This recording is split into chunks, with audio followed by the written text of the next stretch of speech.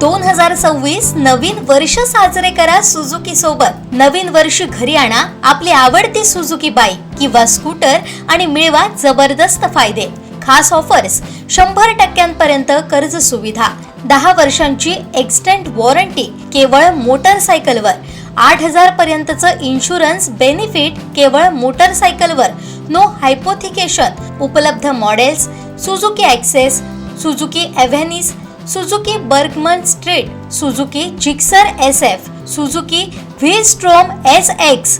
सिंधुदुर्गचे अधिकृत विक्रेते Shri Vinayak wheels private limited, Shri Vinayak Suzuki, plot number 92, MIDC, taluka Kudal.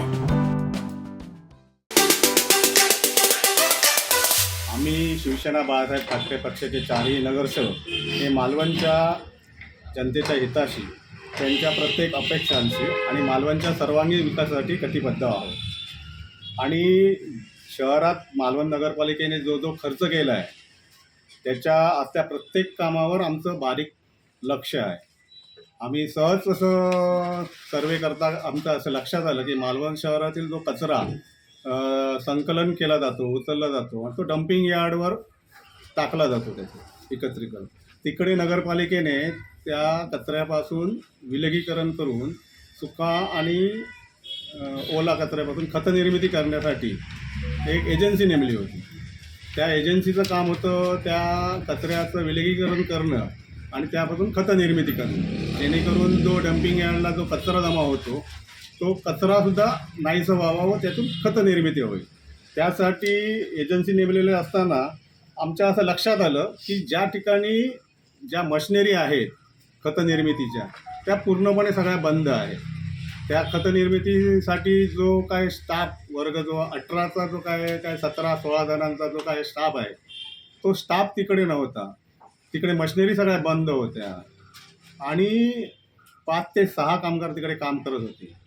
आम्ही विचारलं की बाबा हे कामगार एवढेच कसे काय आणि तुमचं हजेरीपट कुठे आहे? तर हजेरीपट आम्ही जर बघितलं तर तिकडे सगळ्या 16 ते 17 लोकांची हजेरी सगळ्या 30 दिवस पूर्णपणे प्रेझेंट।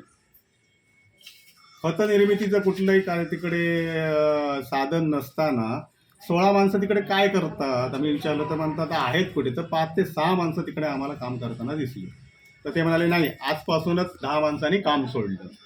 म्हटलं ठीक आहे, आम्हाला हजेरीपट दाखवा। हजेरीपट बघितलं तर 31 तारीखपर्यंत ते सगळे होते। आम्ही 1 तारीखला गेलो तर 1 तारीखपासून आमचे कामगार म्हणे रजेवर गेले।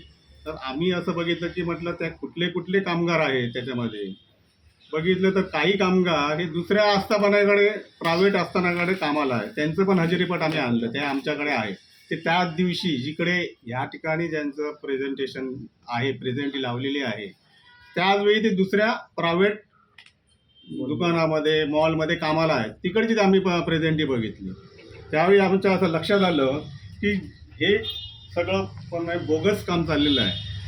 त्याच्यानंतर आम्ही माहिती घेतली, माहिती घेण्याचा प्रयत्न केला नगरपालिकेकडून।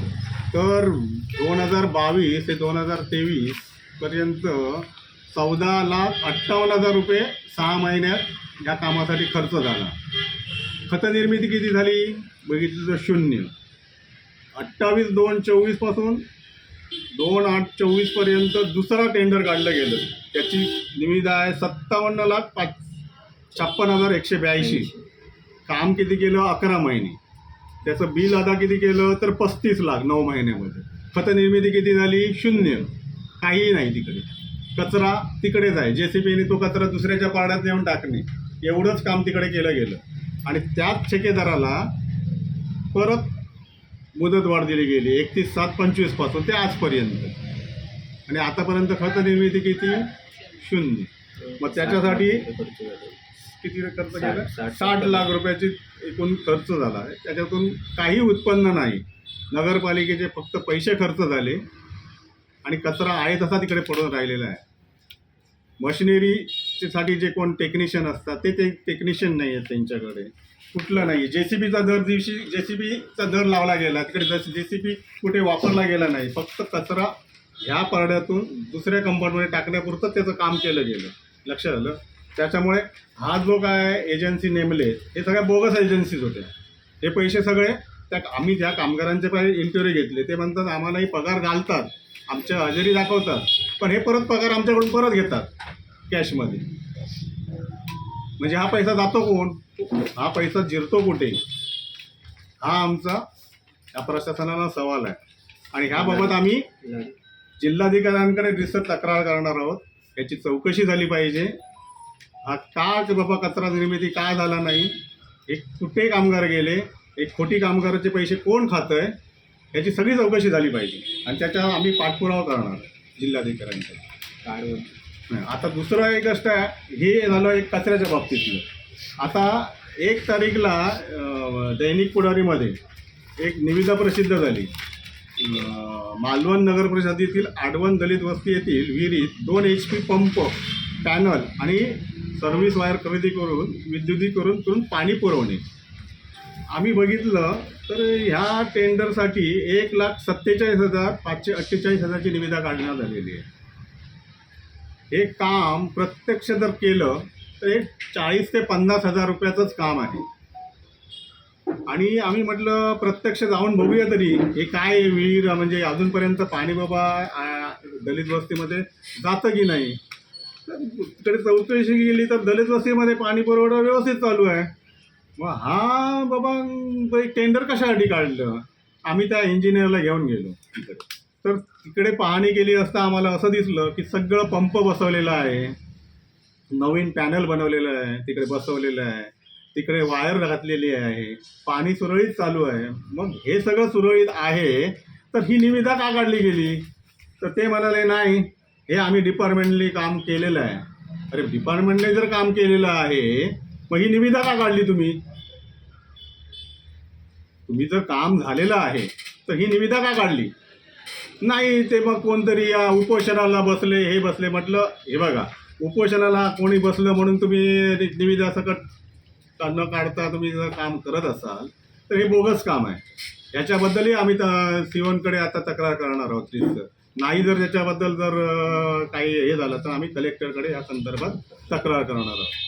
अशा प्रकारे बोगस काम करायचं म्हणजे काय झालं आहे, जनतेला असं वाटत होतं की नगरसेवक नाही आहेत, प्रशासन आहे, प्रशासन सगळं चांगलं सुरळीत काम करते, नगरसेवक कशाला पाहिजेत? तर नगरसेवक अशासाठी पाहिजेत की हे जो काय भ्रष्टाचार चालला आहे नगरपालिकेमध्ये प्रशासकीय काळामध्ये, त्याला आळा घालण्यासाठी नगरसेवकांची गरज आहे. नागरिकांची कामं म्हणजे काय, कचरा पाणी ही फक्त काय मालवणचा विकास होण्यासाठी कामं नाही आहेत. लक्षात आलं का?